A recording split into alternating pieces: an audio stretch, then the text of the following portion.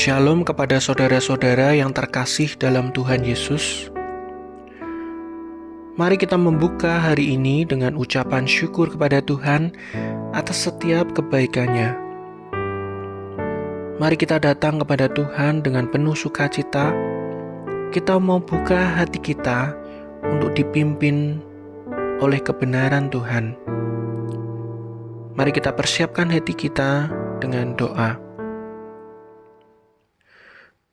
Bapa, kami bersyukur atas setiap kebaikan-Mu di dalam hidup kami.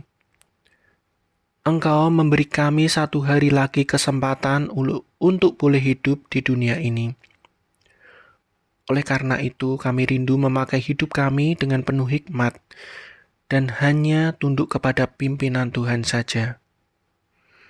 Oleh karena itu, lembutkanlah hati kami Tuhan, untuk boleh menerima, memahami, dan melaksanakan perintah-Mu. Di dalam nama Tuhan Yesus, kami berdoa. Amin. Renungan hari ini diambil dari Roma pasal 16 ayat 25 sampai 27. Demikian.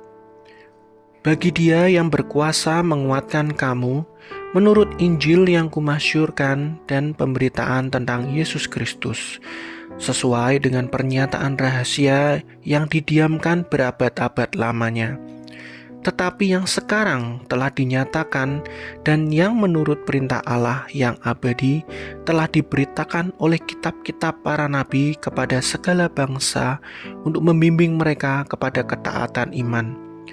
Bagi Dia satu-satunya Allah yang penuh hikmat, oleh Yesus Kristus segala kemuliaan sampai selama-lamanya. Amin.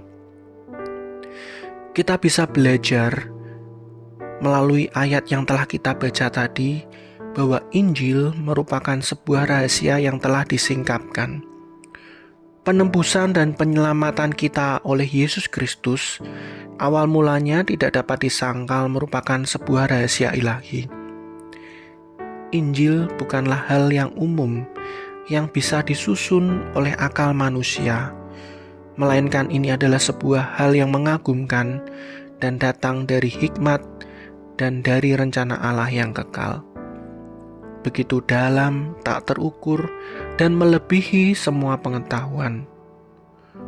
Karena rahasia itu telah diungkapkan supaya manusia memperoleh keselamatan. Injil dinyatakan menurut perintah Allah yang abadi, yakni sesuai dengan tujuan, rencana Allah, dan ada maksud, ada tujuan yang jelas. Kebenaran Tuhan bukan sekedar untuk dibicarakan atau diperdebatkan, melainkan kita harus mentaatinya. Tujuan Injil adalah membawa kita kepada ketaatan. Mari kita secara pribadi membuka hati kita akan kebenarannya. Sungguhkah kita benar-benar bersyukur atas keselamatan yang Dia berikan? Sudahkah kita menjalani hidup dengan penuh ketaatan? Jika kita sadar bahwa hidup kita ini sudah dibenarkan oleh Tuhan, mari kita kembalikan kemuliaan hanya bagi Tuhan. Bukan hanya pujian melalui ucapan kita, namun biarlah kesaksian hidup kita boleh menjadi pujian yang indah di hadapan Tuhan. Segala kemuliaan hanya bagi Tuhan sampai selama-lamanya. Kami bersyukur Tuhan atas setiap kemurahan-Mu. Engkau memampukan kami untuk mengenal Engkau sebagai satu-satunya juru selamat kami.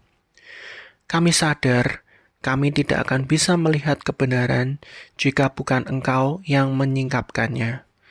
Sekarang, ketika kami tahu kebenaran-Mu, ajarkan kami untuk taat dan menjadi pelaku firman. Kami rindu Engkau Tuhan yang menjadi pemimpin hidup kami. Dan apapun peran kami di dalam dunia ini, di dalam keluarga, di dalam pekerjaan, dalam pergaulan, boleh menjadi kesaksian yang indah di mata Tuhan. Dan biarlah nama-Mu yang akan dimuliakan melalui setiap kehidupan kami. Inilah yang menjadi kerinduan kami. Di dalam nama Tuhan Yesus kami berdoa. Amin.